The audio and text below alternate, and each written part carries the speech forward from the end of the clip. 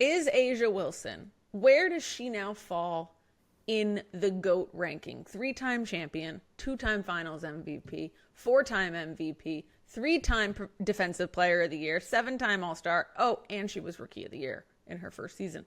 Defensive player of the year as well. I did. I said 3-time. Oh, got it. I missed that part. You did. I don't think we can really say yet. That's how I'm just You don't gonna think? say. You really think you can look at that resume and go, I don't know where she'll fall in the grades? Well, here's the thing.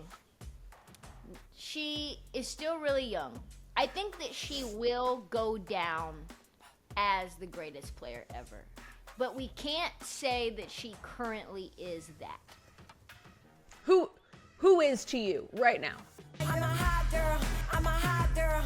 I get anything I want, this is my world. I make big moves in my big heels. Since the day that I was born, I've been a big deal. I'm a hot girl, I'm a hot girl. I get anything I want, this is my world. Oh, welcome to Let Her Shoot, the only podcast where one host wants the other host to be just humiliated and crawling out of their skin for their own personal enjoyment. But we are also the only women's sports podcast that covers a women's track and field event called Athlos. I guarantee you, Just Women's Sports doesn't talk about it. The rest of the folks that are covering Shots things fired. didn't. They weren't there. Okay. So you're right. Fair. They weren't there. We didn't see them. We didn't see them. They could have been there, but we didn't see them. If they were there, we didn't see them. No bullshit, no kid gloves, all the reasons to stay locked in. Respect for the athletes, respect for America. And so we're going to talk about Project B a little later. Sarah Chovnick, 2-time Emmy Award-winning producer. Trysta Krick, still, at this moment, 0-time Emmy Award-winning talent. I know there's some people in the comments on YouTube that say, really hoping Trysta can at least get nominated at some point. I don't think they said Trysta. I just said I think. They did. They said I think. No. They said, I hope you win another Emmy and can rewrite that intro. Yes, they did. But that's not win what an they Emmy. meant. Win an Emmy and rewrite that intro. They didn't say, I hope you, Trysta, win an What Emmy. do you think they meant? They mean. There's one of us that has multiple and one of us that has 0. They want me to get one. That's what they're saying. Well, you know what? You can think all you want, but I also have fans who are waiting for that 3rd Emmy award. You wish you had one human being that's hoping for the 3rd for you other than you. If you're like, not even you. You don't even hope for it. That's so sad. No, I don't, because you want me to be embarrassed looking over at camera too. I do.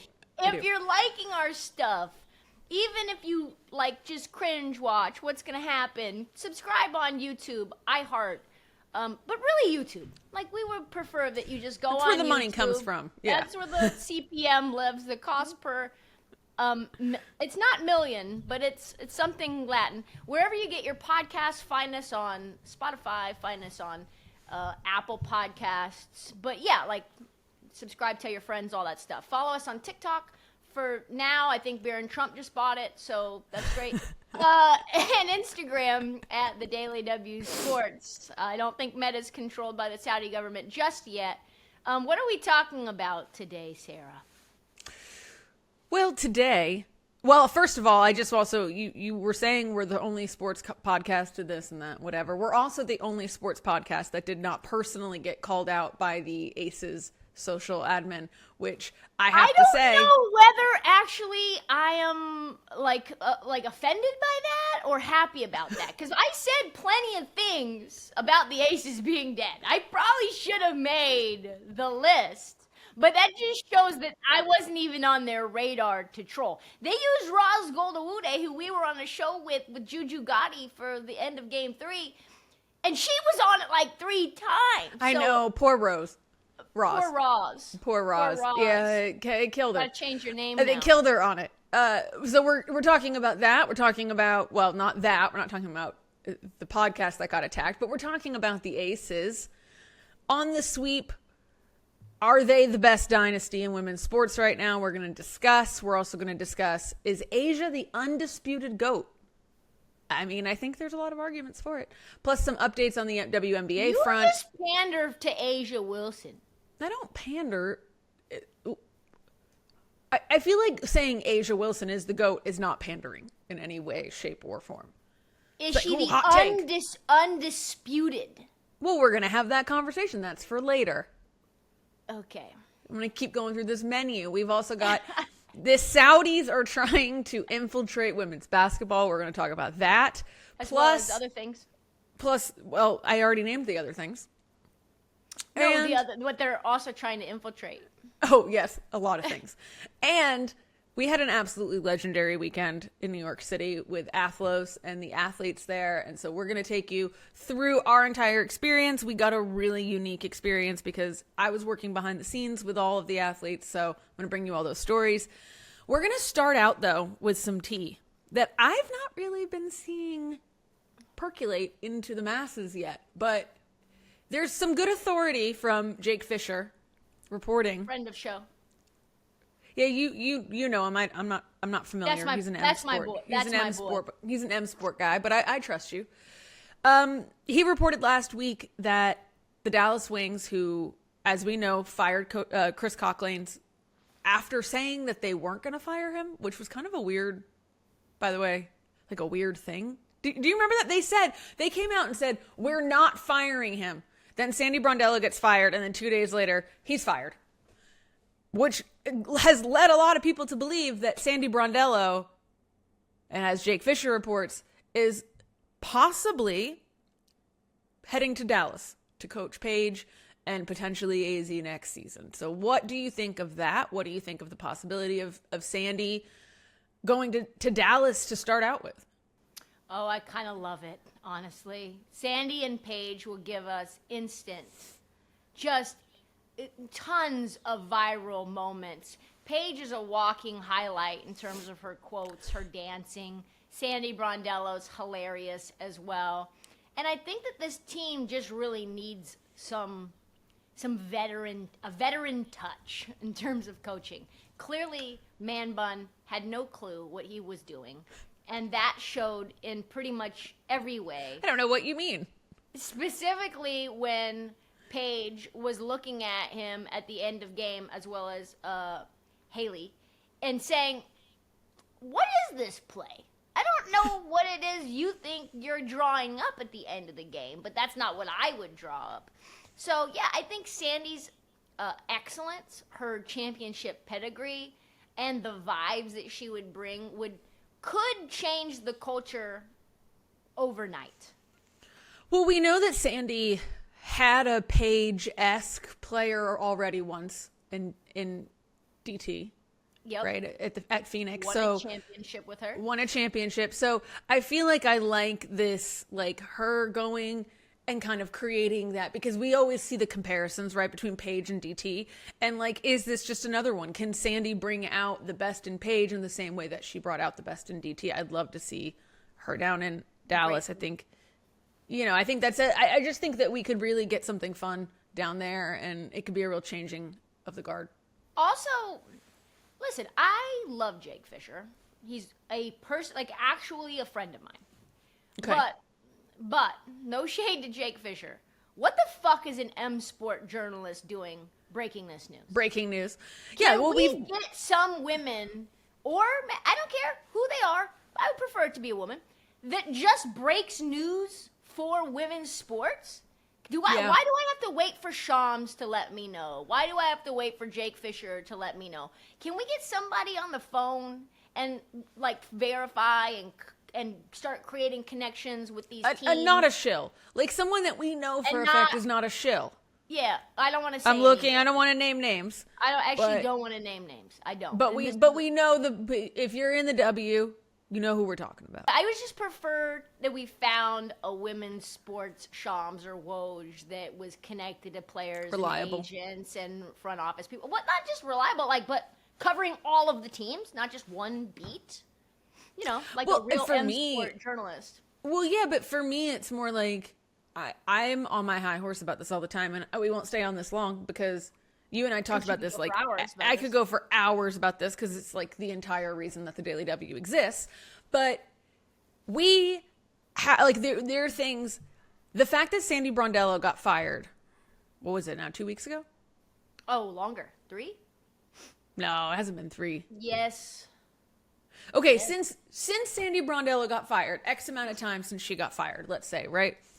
Doesn't matter if it's 2 weeks, 3 weeks. The fact that it's been anything number and then weeks following that word, and we still don't know why she was fired, who made the decision, what the players' reactions were, what Sandy's reaction was, why, the motives, what the buyout was, any of that. We know nothing. 3 weeks, okay.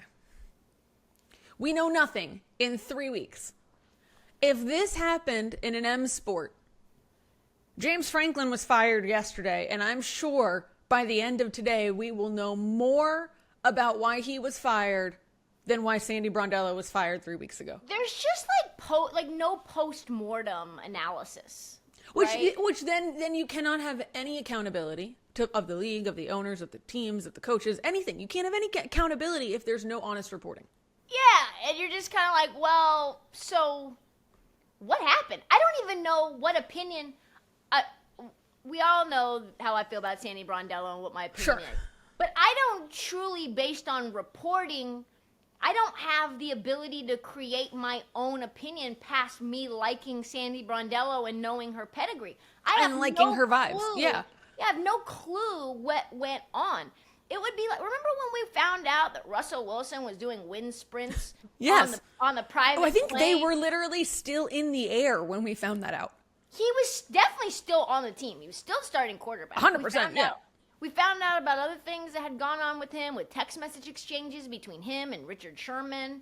We found out, we just get these pieces of info. I remember Jake Fisher actually was reporting when the coach Nate Bjorkson, I forget his last name, Bjorkson something. Anyway, he got fired as a first-time head coach from the Indiana Pacers. And there was all kinds of reporting right after the fact. Actually, before he got fired, Nate Bjorkson, when he was an assistant coach in Toronto, he was preventing people from meeting with the head coach, Nick Nurse, and he thinks he's like an intermediary. And you're like, yo, this is some hot tea. He gets fired because of that reporting. We don't have that even after the coach gets fired. I just am tired of it, is all I want to say. Yeah, I mean, it is. It's ridiculous because we can't know. And then that's how we end up with 45 men in each one of our comment sections with just the complete wrong statistics about women's sports because there's actually no one out there correcting them. And they just let these internet rumors just spread in wildfire. And that's why we can say the women don't deserve to get paid, which we'll talk about more in a bit when we talk about the CBA. For now, let's talk about the other great debate that's going on online. Is it a great debate? It's a great debate. There's a lot of people talking about it because you even got heated when I said, is Asia the undisputed GOAT? But I'm going to back it up for a second. Not the Liberty. Wow. Just thinking of Brondello. The Las Vegas Aces swept the Phoenix Mercury in 4 games. Never really looked like it was going to be much of a series. There was a couple times that Phoenix got close. Well, no, there was a couple times that they got close to a win. But Game 1, they should have won. They should have won. They should have won. If Alyssa Thomas... Game 3, too, to be honest. If Alyssa Thomas doesn't miss her free throws in Game 1, they win Game 1. And then things change. There's a ripple effect. Game 3, you don't know if they won Game 1, how 3 would be when you go back home to Phoenix. But it's a lot of what ifs, though. They come back. Well, the free throw situation is what it is. There was no other thing going on. They should have won that game. And if they win Game 1, everything changes. We know it's not a sweep. That's mathematically not possible. Sure. Game 3 is another opportunity where they could have won. There's only 4 games, 2 of which Phoenix could have and was in position to win. So I wouldn't say it never felt close. Game 2 didn't feel close. Game 4 didn't feel close. So that's what I will say. Yeah, Game 1 and 3 felt close, but also when you look at Alyssa Thomas's 2 torn labrums, plus an injured hand, plus Satu going out in Game 3, plus, plus, Asia putting 30 up every night. There's just, to me, yes, it felt like after Game 1, I still had some hope. After Game 3, I was done on any hope. Either way, the Aces have very much solidified their argument in the dynasty conversation, right? Like, I think we saw that that video that the Aces put out, which was just, like we said, a bunch of clips from different podcasts saying that the Aces dynasty was non-existent. It was dead. It was this, it was that. They put that out. They had those receipts ready to go because they knew that that was not going to be the case. Is that wine? No, this is water. It's got like a slightly white winey color to it. It does kind of look like Pinot, doesn't it? It does a little bit look like you're drinking at 9 o'clock in the morning. Yeah. I think it's maybe the ice that kind of terrifies me. That it's It got a little. this tint What's going to on it. up there in Connecticut? Ooh-wee, I'm scared. Maybe it's lemon? Does it taste like lemon? Does it taste Yes. like Pinot Grigio? It kind of tastes like lemon. Could you imagine? Could you imagine? Anyway. They were done, Sarah. Here's the thing. I know a lot of ifs, buts. If ifs and buts were candies and nuts, it would be Christmas morning. But if they don't get blown out by 90? What is that? You don't like That- that one? Did you get that from your mom? No, I did No. not. It's shocking. Continue. But as I will continue, if they don't get blown out by 53 points to the Minnesota Lynx, and they just continue to have these crushing 3.5-point losses, do not. I was trying to be really subtle. I leaned away even. Your ice is killing Continue. me right Just now. go. Just I'm go. cooking in the kitchen, and you're disrupting it. I was drinking water. Continue. Are you one of those people because I drank some water, you thought that you should I drink got some water? parched. I got parched, yeah. You're like one of those people, if I have a snack, you have to have a snack? Correct, yeah. Okay. Anyway, if they would have continued to toil, losing by 3, 5, competing at the end of games, I don't know if this turnaround happens. You needed something so stark, so disgusting, so red alert panic button, and then A'ja Wilson has to tell her teammates via text, if you're not ready to win, get the fuck off the team. Off my team. I mean, you shouldn't say my team, but I feel like it's implied. You need, stay home, don't come here. Then they had to trade for Nalissa Smith, who helped a lot with the front court. There were a lot of moves that were made that got you here. And it's not like they just turned it around with no external factors being changed.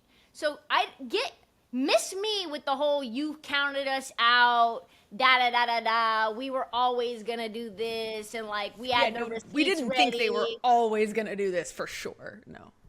Well, no, miss me with the whole, you guys were wrong for forecasting. With all of the information that we had available, if A'ja Wilson wasn't on the Aces, A'ja Wilson would say that the dynasty was done.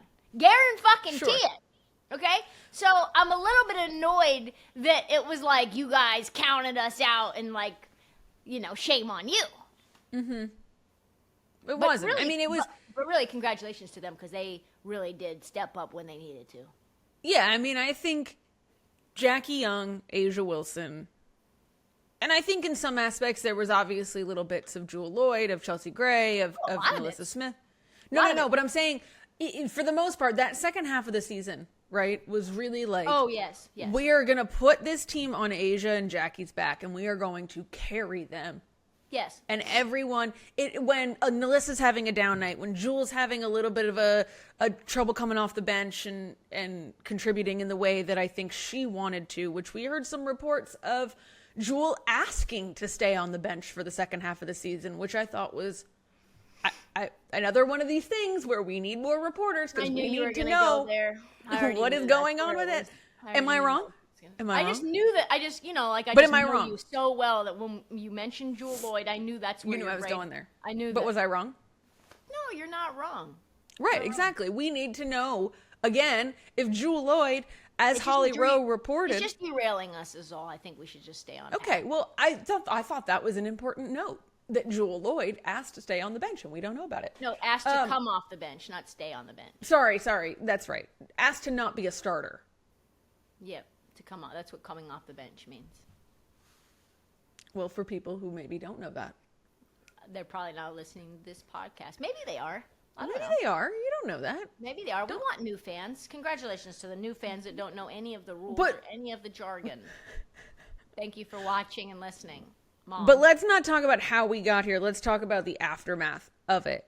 Is A'ja Wilson, where does she now fall in the GOAT ranking? 3-time champion, 2-time finals MVP, 4-time MVP, 3-time defensive player of the year, 7-time All-Star. Oh, and she was rookie of the year in her first season. Defensive player of the year as well. I did. I said 3-time. Oh, got it. I missed that part. You did. I don't think we can really say yet. That's how I'm just You gonna don't think? say. You really think you can look at that resume and go, I don't know where she'll fall in the grades? Well, here's the thing. She is still really young. I think that she will go down as the greatest player ever. But we can't say that she currently is that. Because who is to you right hold now? on. Hold on. Okay. Because A'ja Wilson has been largely on a super team. And yes, she's the greatest player in the league right now. But without Jackie Young, this team loses to Seattle. Okay, that MVP doesn't exist. I mean, or that last championship that they just won doesn't exist. That finals appearance doesn't exist. That finals MVP doesn't exist. Jewel Lloyd is a 7-time All-Star. Chelsea Gray is one of the greatest point guards I've ever seen in my life. They call her the point god. Kelsey Plum was on that team for many years. There was other role players that I am blanking on that were there. So you kind of can't really give her all the credit for those. Oh, and by the way, Candace Parker was on that team. So you had Candace Parker on that team, who a lot of people think could be the greatest player ever as well. So I just think we need to settle it down a little bit. I think she will be. She's certainly on her way to be. But if you look at who I think a lot of people believe is the greatest of all time, but her career was cut short based on her activism. Maya Moore? Is Maya Moore. 4-time WNBA champion in 8 years. 2-time finals MVP. Dominated at every level of basketball that she played. 1-time MVP, but I think she would have won many more if she would have stayed. So, in terms of impact per season, nobody was more dominant than Maya Moore. Other Lisa Leslie? Yeah, I was about to say Lisa Leslie is another one because she was a pioneer.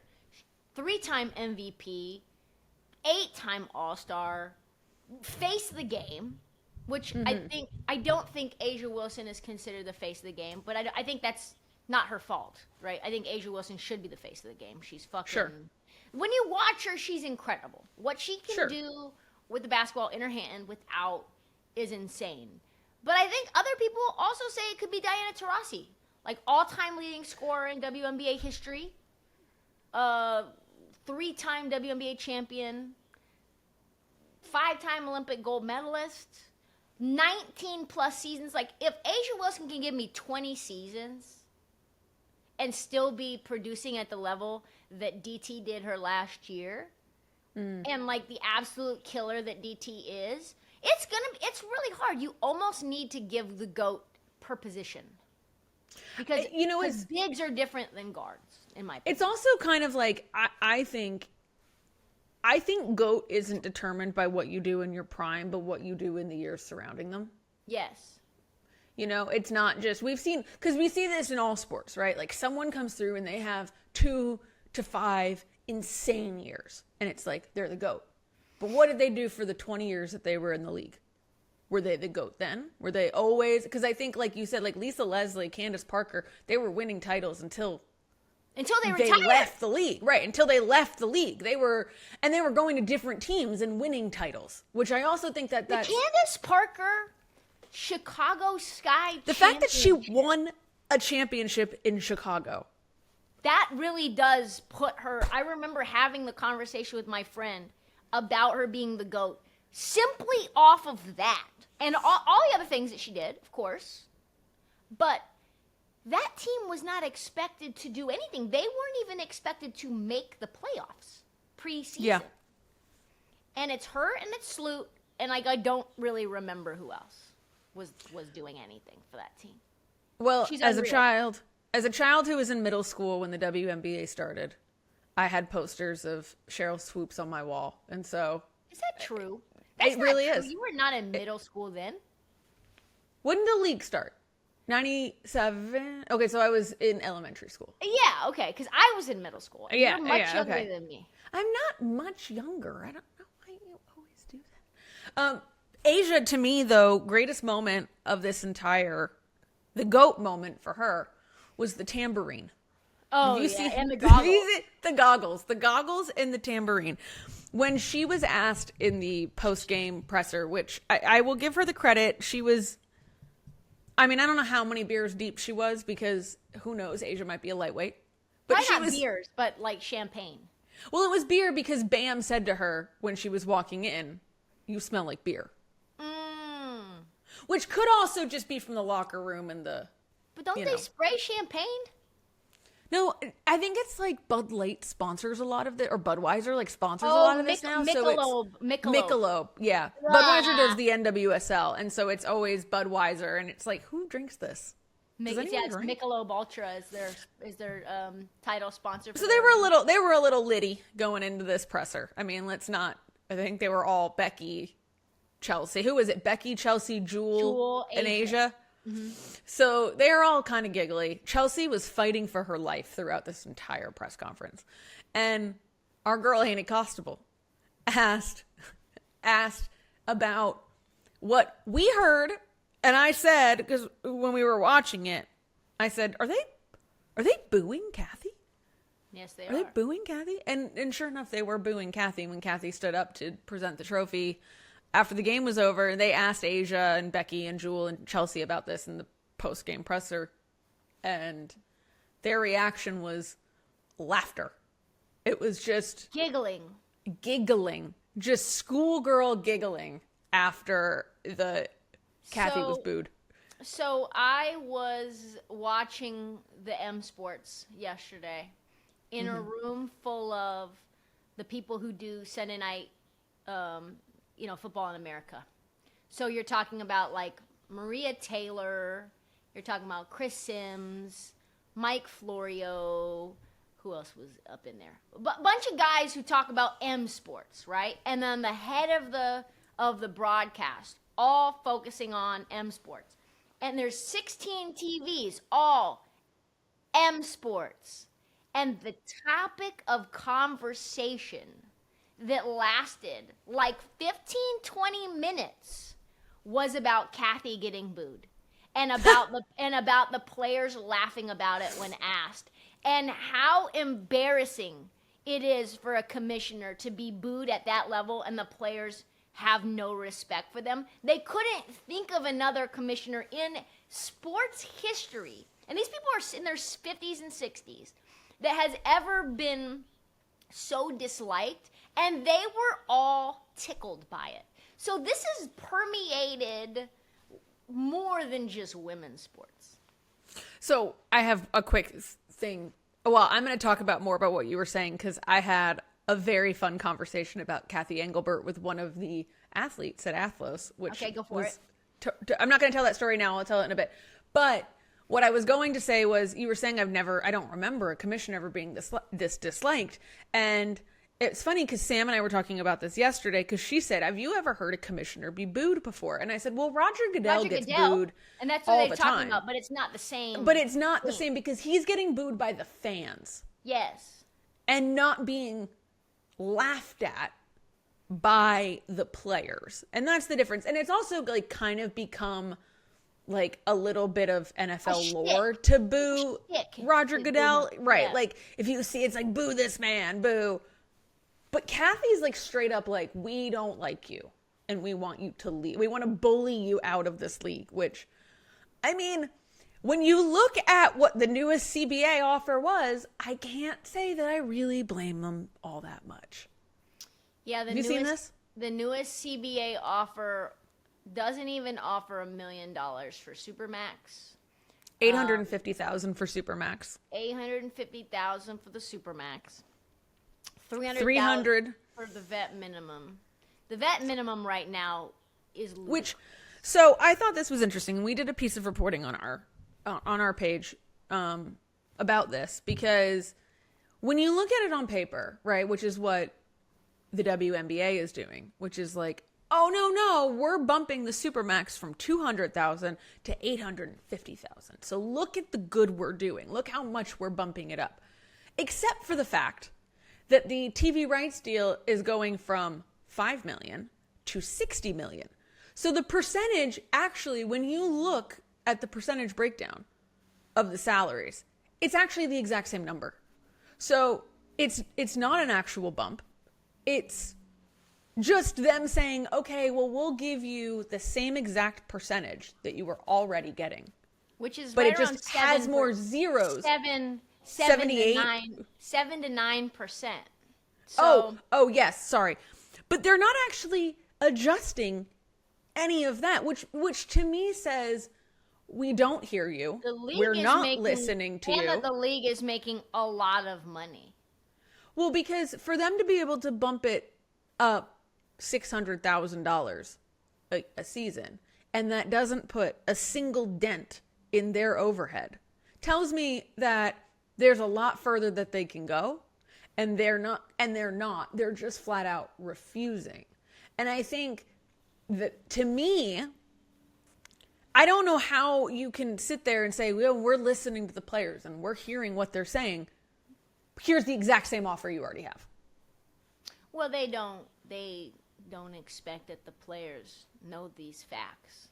So they're just offering them money, hoping that the difference in dollars is enticing to them. And for some people who don't know all of these things, it does sound like a good deal.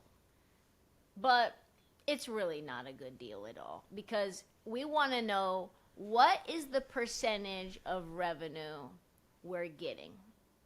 And they're like, see, what had happened is you will get a percentage of money, but only after we hit these benchmarks. And it's like, no. No. And who's also tracking those benchmarks? How do we know that they're being hit? Because it's like, oh, well, if you sell out and you make X amount of money on ticket revenue.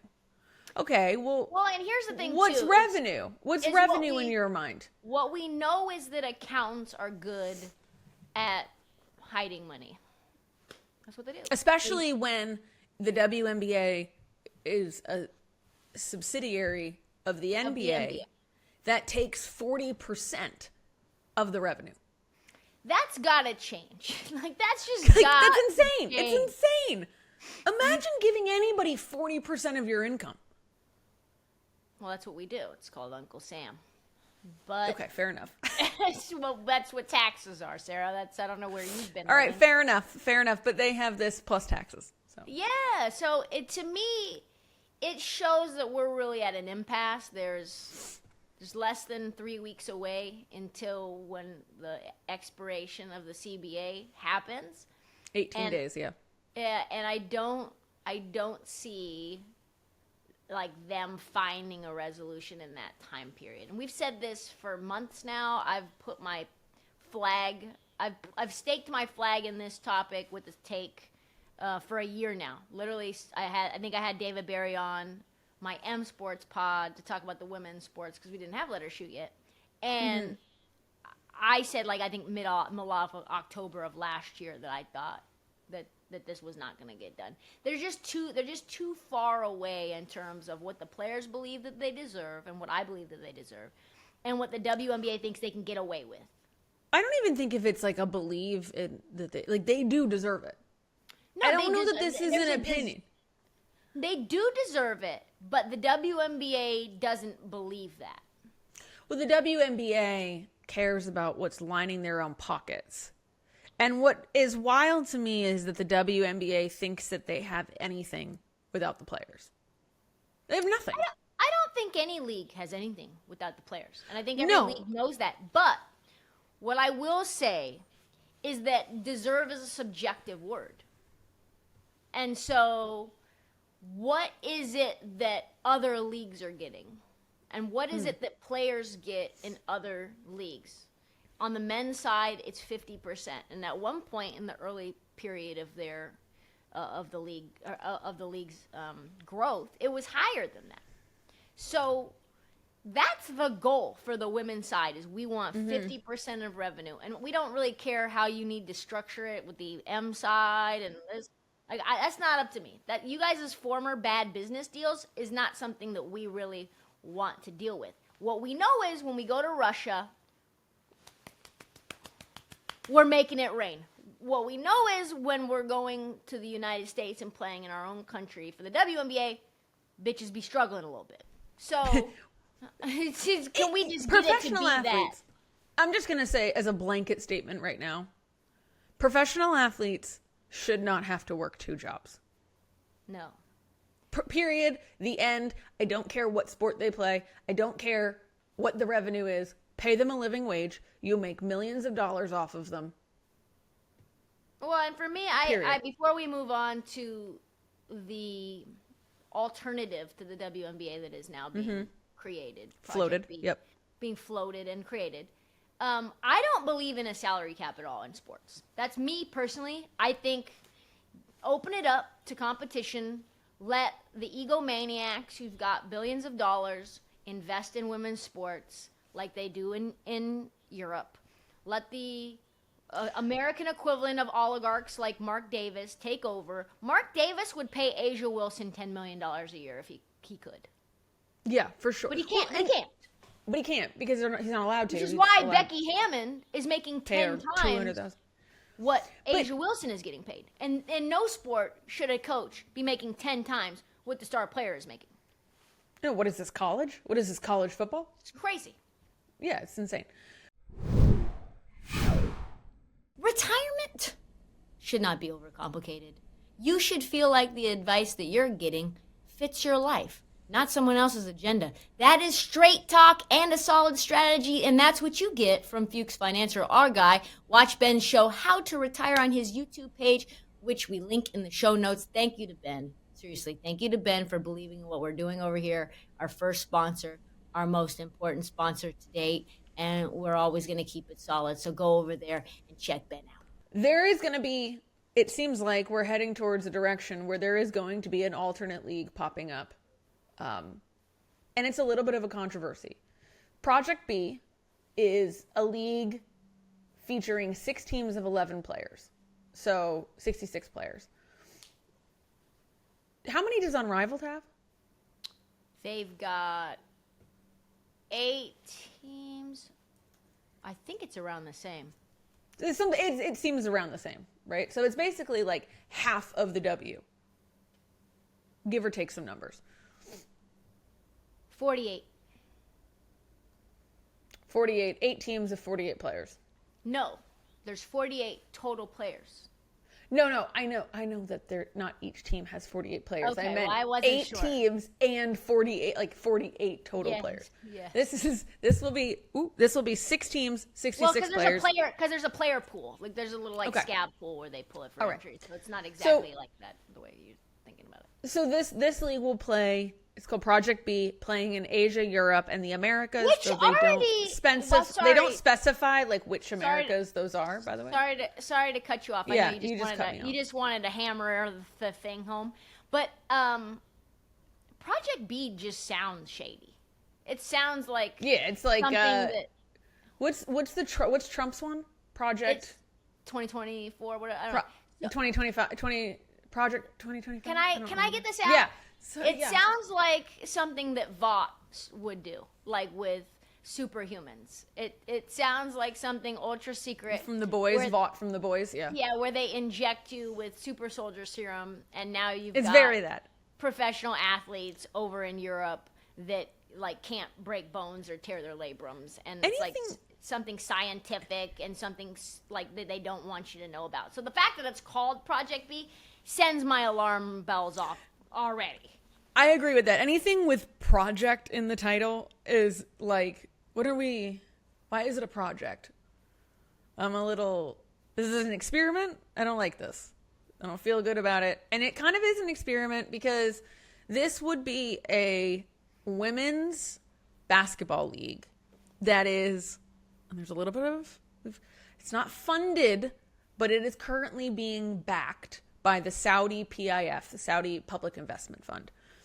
We know them from previous hits like Liv and the WWE because they have purchased operated, not backed, operated by an events management company that is that we're nitpicking though there, because in my mind there is nothing that the Saudi government is just going to get themselves involved with that they're not going to run. Let's just say that the Saudis aren't exactly hands off. Let's just say that. It was definitely not hands off. Like, let's just say unless it's chop your hands off for saying the wrong thing about us, because that's kind of more their motive than anything else. But this league, let's okay. Let me just before we dive into the Saudis. Let's just get the fucking facts. Let's just get the facts. Okay, but maybe that's what I was doing when you interrupted me. But you were getting facts incorrect, and that's why Adrian put something in the chat that said not this, it's this, and that's what I was reading. You know, by the way, I can't see our chat. Yeah, you can. It pops up. No, I can't. It doesn't. I know that. No, it says whisper backstage. Nothing has been said yet. Oh, well, I'll let you know when there's something in the chat. Yeah, I appreciate that. Thank you. It's been like that for a couple weeks. So the Project B was started by Google and Facebook executive Grady Burnett and Skype co-founder Jeff Prentice. Also, alarm bells. Those motherfuckers are shady. Keep going. And then they have 4 athlete partners in Candace Parker, Sloane Stephens, Novak Djokovic, and Steve Young. Novak Djokovic, shady. We know that there's been some stuff that he's been kind of aligned with, the comments that he's made where I know Novak is for Novak. By the way, this kind of indicates to me that Saudi tennis league could be happening. Yeah. Could be happening because what are Sloane and Djokovic doing there? Because that doesn't, right? So, this is step 1 of Project B. Right. We've also got Project T for Project Basketball. We've also got Project T, which is Project Tennis, where we're going to take over tennis. I see. Mean? So those are what we know. We also know that Sela, which is the Saudi PIF event management company. They're the ones running the tournament. Sure. So we know that they have agreed to run it. To me, what does that mean? We don't know. Yeah, exactly. This is a $900 billion investment fund that is owned, operated, and run by the Crown Prince, Saudi Crown Prince Mohammed bin Salman, as a key instrument of his Vision 2030 project, which is not all that far off from Project 2025 or whatever that thing is called.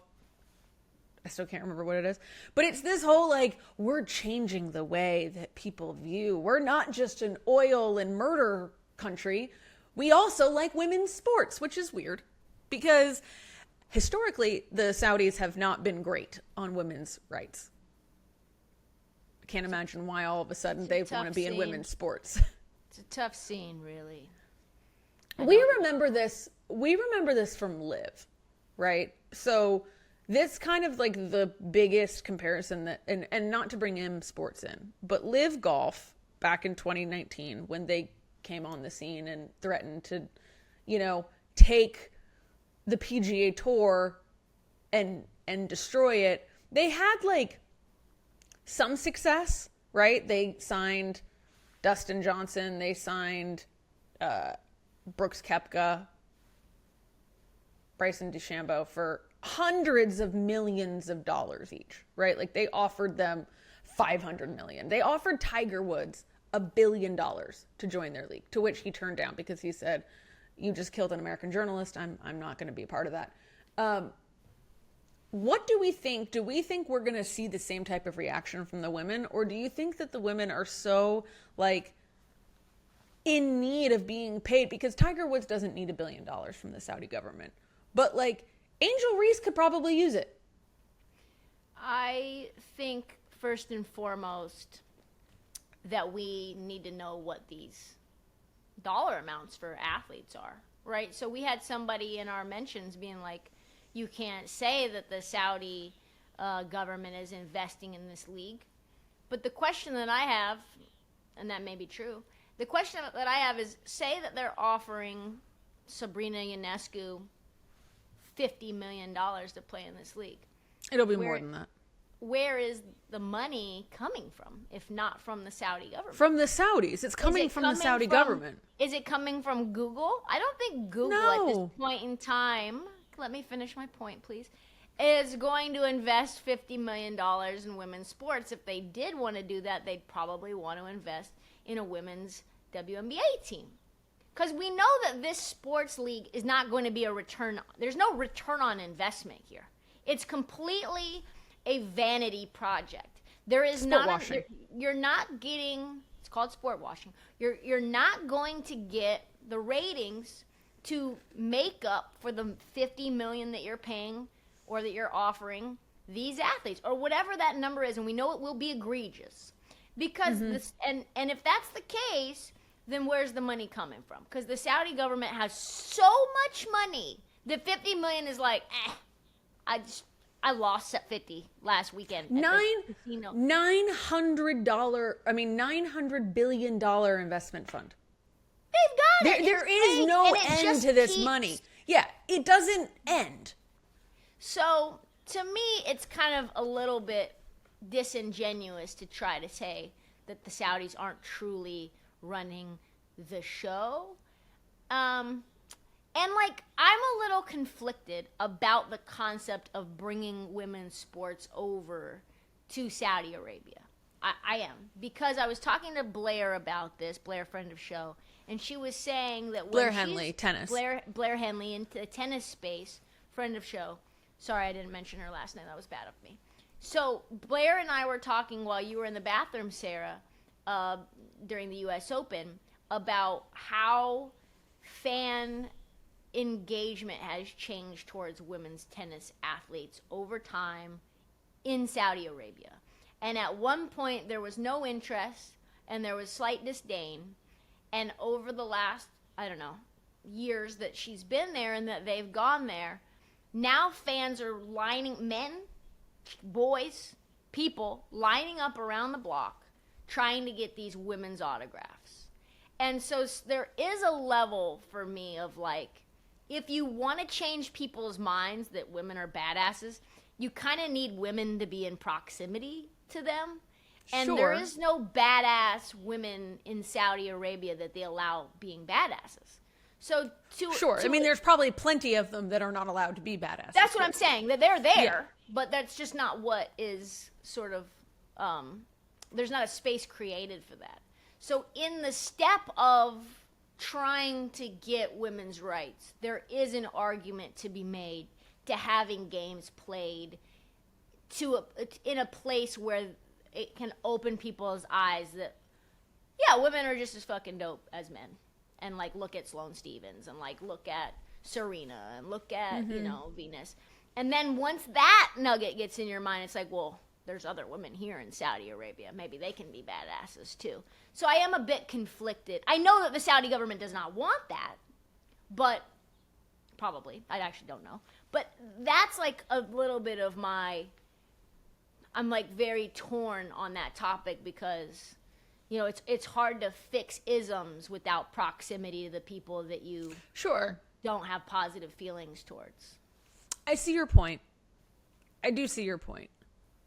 It's also kind of like in my head, it's one of those things that's like,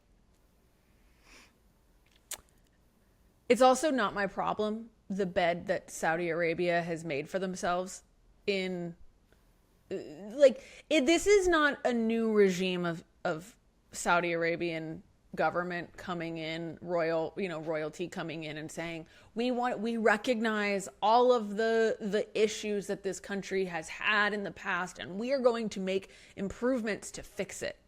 No, this is the same guy that ordered the murdering of an American journalist. This is the same guy that has policies to criminalize LGBT, which, keep in mind how much percentage of women's basketball and women's athletes in general identify with the LGBT community. And I cannot imagine that it's not actually true what you just said about what MBS has said. MBS, you're gonna have to. I know, but you're gonna have to expand on. It's not true. Doesn't help me. Mohammed bin. Well, that was just a pause. Mohammed bin Salman on, I think, 60 Minutes or 2020 said that women deserved equal rights and that there were more reforms to come. That's like literally what the Vision 2030 is. Okay, then make them. Is easing that's literally what Vision 2030 is to ease gender segregation rules. It's not just that. It's also to ease out of the oil because. But it's not like. No, but I'm saying Project 20, I think but you're you said also it's being... kind of like the Trump's project, but it's actually like not like what they say. I'm not gonna defend that guy. Well, I'm not defending. I'm just telling you that that's not a fact. That's a factual error. No, that's the marketing spin they give it. Either way, I don't trust the Saudi government on women's rights, and I don't trust them on LGBT rights, and I do not trust that they have the best interest of these athletes in mind. That's just my opinion. Period. I just wanted to add. I'm That's also fine. not pro this league, so don't call me Just- and be like, Trysta, do you want to like host this league? I don't want to be a part of it. You don't want to live. You don't want to live golf this. No, I'm just saying. By the I way, wanna be live golf accurate in terms of what we're saying. By the way, live golf for the Saudi PIF record is a complete failure. So keep that in mind. I don't know why they would want to bring this on. I don't know what their point. Like what Just they're as a whole, live golf failed. It's continuing to fail, and that's kind of that. This also, the reports are that this league will happen in the WNBA offseason, so it hopefully won't. It's a rival to unrivaled. It's unrivaled. So it's like a rival to unrivaled. Unrivaled yeah. needs Or to an change their Athletes name Unlimited or wherever. Rivaled. Rivaled. Let's talk about a league that's not treating women like shit, because we just came back from it. Let's talk about Athlos. Or as Stephen A. Smith would like to call it, Athlos. How? I don't know why I don't think he... Did he read the L as an I? Yeah. Is he dumb? Don't answer No, he's not dumb, but he didn't care what the name of it was when he was talking about it on his podcast. So Athlos, for those who did not tune in because they were watching Game 4 of the WNBA Finals, because they were on at the same time, which was kind of a bummer, I think, for women's sports fans in general. But Athlos is an all-women's, all-female track athlete meet. Track and field. Yeah, we added the field this year. This is the second year of it in New York City.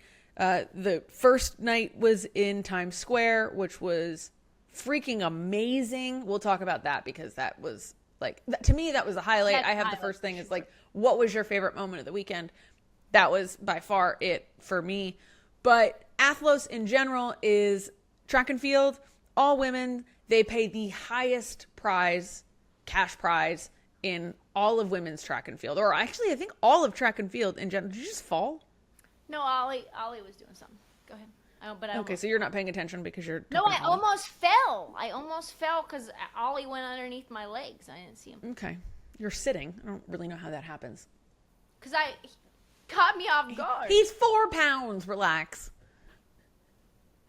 So Ollie got to go to Athlos too, so that was exciting for him. Ollie's been going to a lot of places this week. Ollie is... He's here and he's there and he's everywhere. I was lucky enough to get to be behind the scenes with Athlos the last 2 years with the athletes running their sort of glam, we call it the glam shoot, which is like their photos, their pictures, the video, the interviews, everything that they do leading up to it. So I got to spend a lot of time with them. And I know I have my favorite moment, but I want to hear what your favorite moment of the weekend was. I think my favorite moment, legitimately, so let's just set the stage for... Let's set the stage. The Saturday event, because I can't really give you my favorite moment unless I articulate how that event was set up. So Saturday... You mean the Friday event, or... It's not Saturday. Friday event, excuse me. Are you talking about the first night or the second night? Friday. The one in Randall's Island. Oh, no, Thursday. That's what I thought. That's why I thought you were wrong. Excuse me. Sorry. Yeah. Thursday Okay. event. Okay. So I've just got my days all wrong. So Thursday Yeah, I know. at Times Square was the long jump. And I've never seen the long jump up close. And they put it right in the middle. When I say like in the middle of Times Square, it was like right in there. Like Apple. Oh no, it was... It, all the billboard and that, they set It was up right in the middle. Right in the middle. And so we ended up finagling our way into getting some all-access passes. And Sarah, don't do that. You don't want to do that today. I just want the credit. The athletes where we were sitting was maybe 3 feet from where the sand was. And we're sitting there, and I don't really even know how we found the spot, but we're sitting next to a camera person. The camera person is even so shocked by how good the shots are. And so the first gal from the UK, Jasmine, what's Jasmine's last name, Sarah? There's 2 of them. The one that's from the UK. Sawyers. Jasmine Sawyers goes first. And Tara Woodhall Tara Davis-Woodhall is sitting there just to support her and is maybe 8 inches from us. Yeah. And to watch Tara... She was sitting directly in front of us. Directly in front of us with her shoes off and her little ankle socks, which was adorable because they had spikes on and they had to take them off when they weren't competing.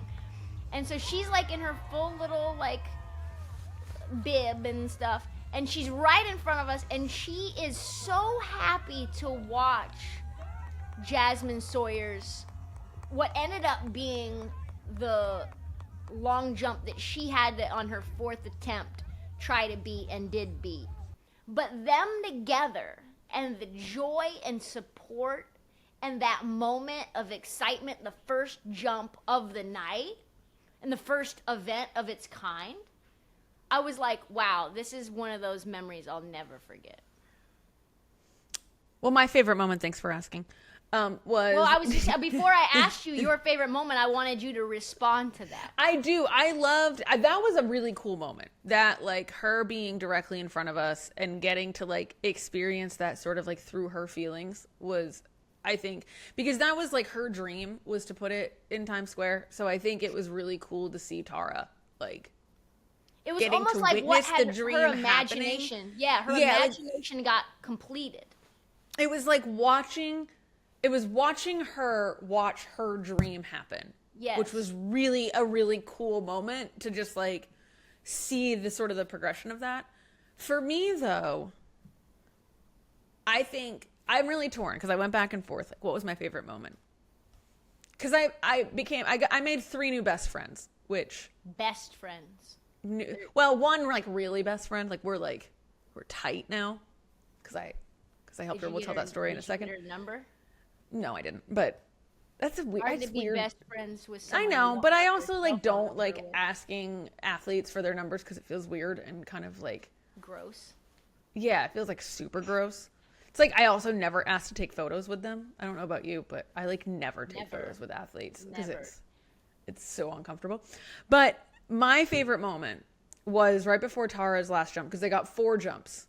There was 6 athletes. They got 4 jumps.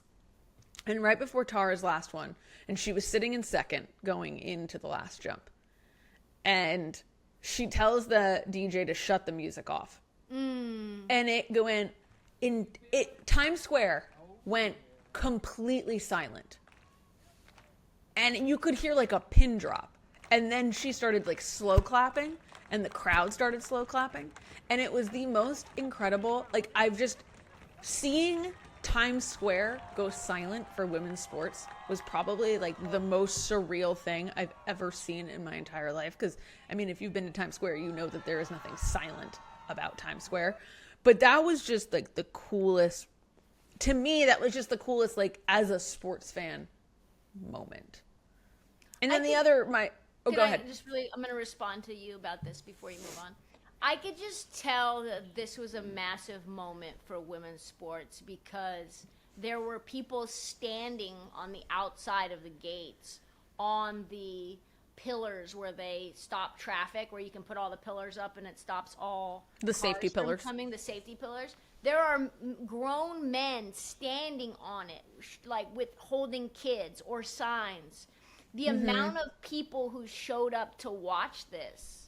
You could, and they had T-shirts with Tara's face on it. It wasn't just random passersby that just was like, "Oh, what's They had this?" signs that said, "Tara, you're my hero." Yeah, and so the amount of people that wanted to see this, and the cheers, and the spectacle, and the chaos, I think shows that even a sport that's really not covered that much, like long jump, if you set the event up in such a way, it can become more massive than your wildest imagination. I really hope we see more of that type of thing because women, they have done everything to deserve those platforms. And it's about time that someone, and I love Alexis Ohanian's vision for women's sports, that he says, I want to put, that an athlete can come to him and say, I want to do long jump in Times Square. And he says, I'll find a way to make it happen.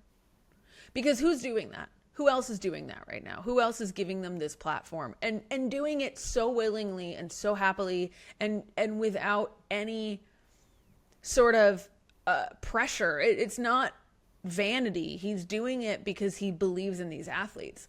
And I think where I really got that impression was, again, I got to work behind the scenes, which was a blast.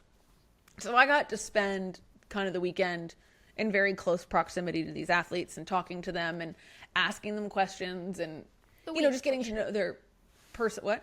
The week, but sure. What did I say? Weekend. Okay. So you're just nitpicking. Well, you just did it to me, so I'm doing it back. Okay. So we're at this glam shoot, which we're there. It's downtown at the Essex Hotel in New York City. So nice. All the players are, like getting treated like royalty. We have this setup where they have like 5 stations that they go through, like hair and makeup, photo, video, interview, blah, blah, blah. And I'm kind of escorting them through, telling them what to prepare for, how to understand it. And I turn around and I see Alexis. And Alexis is there walking into hair and makeup to personally greet all of the athletes that are there and talk to them and hear about their story. And how often do you see an investor walking in and just wanting to chit-chat and talk to them and thank them for being there? I bet that's what Mohammed bin Salman is going to do with the Project B. Yeah, anyway, so I got to have just a really cool lens into how this event. I love that he had brought Cash App in as like a title sponsor, and the athletes were paid out literally the second that the race ended. Did you see that? Did you see that video? I saw with Tara where she showed her. She said she showed her phone as she's walking off the track into the media center for her press availability. She shows her Cash App and it says $60,000 deposited. Which is insane. It's insane that they have it like it's... And from what I've understood from talking to these athletes, like, why is that so significant? Because they don't usually get paid until months, sometimes years later. Grand Slam Track still has not paid them for their wins last year. That's fucking crazy, by the way. That's broke bitch behavior. Yeah, Michael Johnson. The hell's going on over there? My second favorite moment for sure, I don't know, it's a toss-up between Keely Hodgkinson needing me to sneak her in. That was really good. You got to talk about that. So at least talk about that. Yeah, so we're standing at we're behind the scenes, or we're in Times Square. We're waiting for it to kind of VIP area. in the little where VIP all area. Passes. And they're being super shady and very nitpicky about Stingy. who They're can very get, stingy. Stingy about who can get credentials. When we went to the hotel to get the credentials, first of all, they were like, "Oh yeah, so only the super high tier VIP, yeah. No, it's high tier media who needs they really need a camera and a crew to be back there." And I was like, "Well, I just saw my friend Emily, and Emily told me she's just there for the vibes." Okay, so I think that's She's just vibing. This is fucking bullshit. And they're like, "Oh, well, Emily's not going to be able to make it tomorrow because she's running in the Chicago Marathon." I'm like, yo, fuck you. So they're being super stingy with who's getting passes. And I'm like, isn't there like 12 minutes until this event starts and there's still 30 passes sitting there? And they're like, yeah. You know what?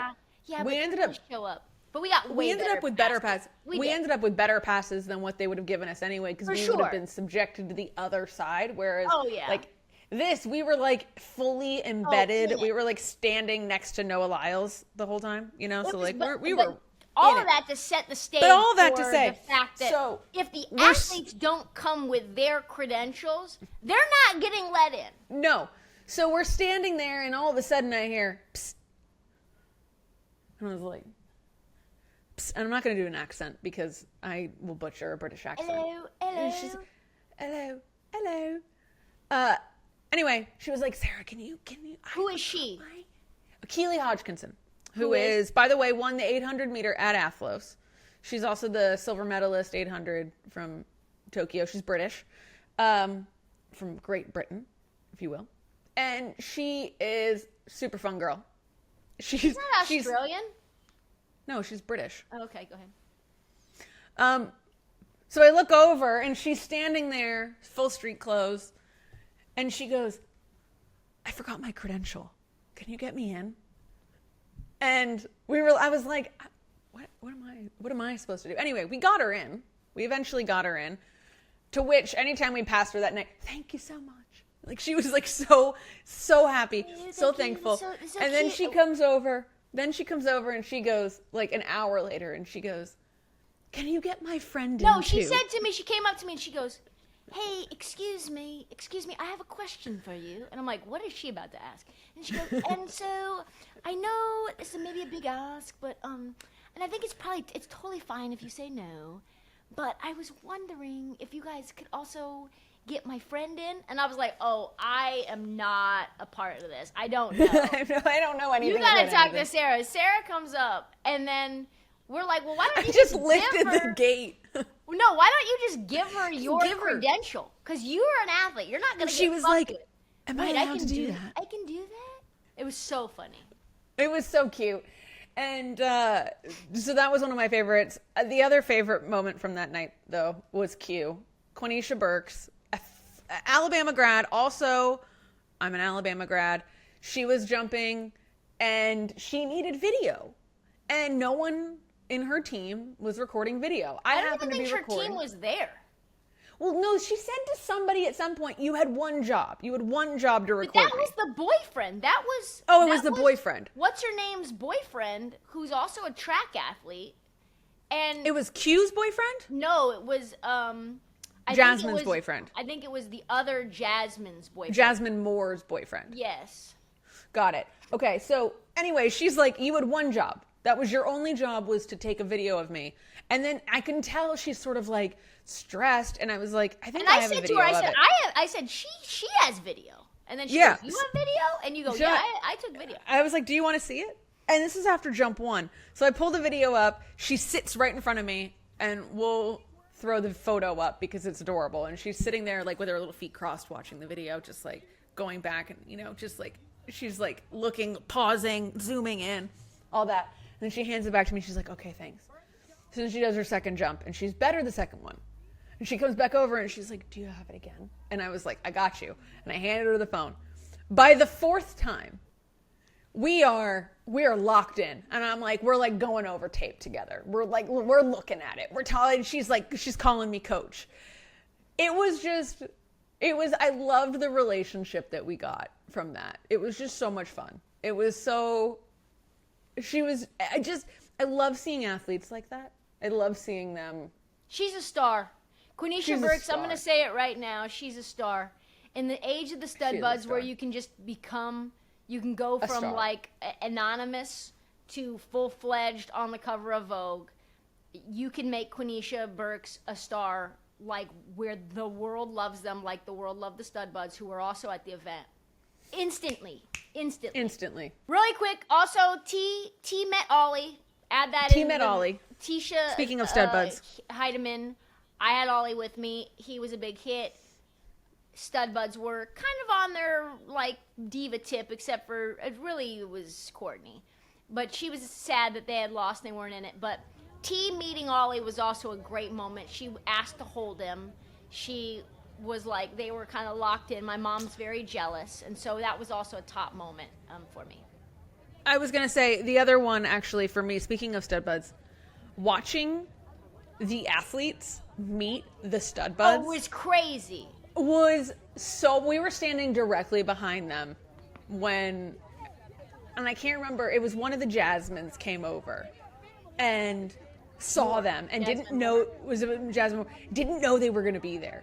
And like, it was like she was meeting, like she was like bent over, like screaming, so excited that she, like jumping up and down. Oh my God, I can't believe it. Like huge fangirl energy. So like just absolute perfection in the moment of seeing like the stud buds being received that way. I loved that. I also loved the dirty look that Tara gave you, by the way. Oh yeah, and I did say to Quanesha Burks, I said, don't you think Tara has made enough money? Tara's in the middle of an interview, because I was like, we're kind of rooting for you, Q, because we love Tara, but I feel like Tara's made enough money. You kind of need the money more than her. Tara's in an interview probably 20 feet away. She snaps her head back like, what the fuck? she go. Tara won anyway. It was, so. She did win. We knew she was. By the way, I met Tara and Hunter at the interview, and they were just as nice as could be. I was helping them vlog. Also, one more take, because there was a bunch of them, but the Claire Bryant, and we can cut this if you need to, but the Claire Bryant. Oh, I know what you're going to talk about. Claire Bryant is maybe the greatest Jesus follower I've ever seen. She had probably a 15-minute long sermon to Courtney Williams, part of the Stud Buds, about how Jesus can change your life if you just ask him to. And she just kept talking about Jesus to everyone she saw. And I was like, I'm not religious, but that's a real religious person. I couldn't tell if it was giving, like, I can fix you energy, or if it was just like... But Courtney was, like, locked in. She was like, yeah. And I was like, Courtney, are you religious like that? I did not know that. They were really... And because Courtney was like, I could have this conversation with you for hours. We could do this for days. And I'm like... Well, then she must be, yeah. That part was really fascinating, because I didn't expect Claire Bryant, who was doing the Dougie and grinding and bumping, that doesn't say anything about religion. I don't know. There's no connection. It was just, well, to be fair, surprising to me. Claire Bryant, though, I'm going to make this comparison. She has very, like, big Paige Becker's energy, who also would stand and preach to you about Jesus.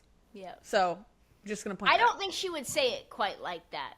No, probably not in quite the same way. She said, all you have to do is say, Lord, find me. That's what she said. And I was just, the whole thing, I was just looking at, like, oh, I've never watched anything like this.